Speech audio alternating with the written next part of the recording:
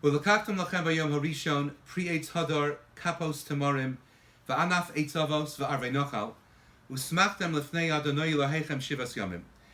As we move from the austereness, the severity and din of Yom Kippurim to the joy and the celebration of the Yom Tov of Sukkos, we're told by the Torah that we're supposed to take what has been colloquially known as the four minim: the pri eitz hadar, the esrog, the kapos tamarim, the lulav, the anaf eitz avos, the hadassim, and the arvei nochal, the willows.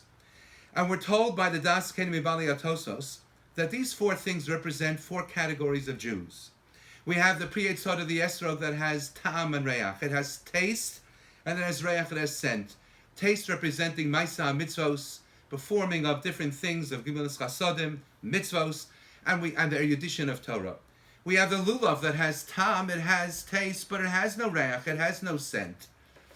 And whereas the esrog represents tzaddikim who have both within Klal Yisrael, the lulav represents those Jews who have Maisa HaMitzvos, the performance of mitzvos, but no study, no real knowledge, working knowledge of Torah. And then we have the hadassim that has reach, it has scent, it has smell, but it has no tam, it has no mitzvos.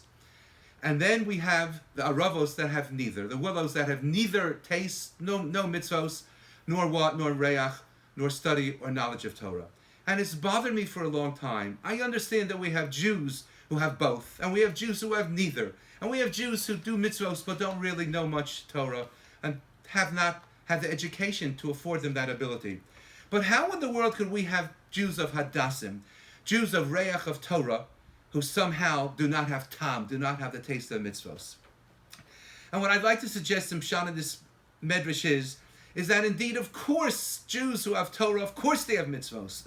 But there are times, since we know as well from another statement of Chazal, that the esrog represents the heart, and the lulav, the shedra, the spine, and the aravos are lips, and the hadassim are eyes. There are times that even Torah Jews who are committed to Shmiras HaMitzvos follow their eyes, as the pasuk says, Lo sasuru acharei levavchem v'acharei einechem. At times we follow our eyes in a way that's not for our betterment, and indeed we fall short in the actions that we should be performing or refraining from things that we should not be involved in. So maybe that's why we can speak of Jews of reach, of study of Torah, who normally have mitzvos, hadassim, but unfortunately represented by the hadas eye, who have gone astray. With one other possibility.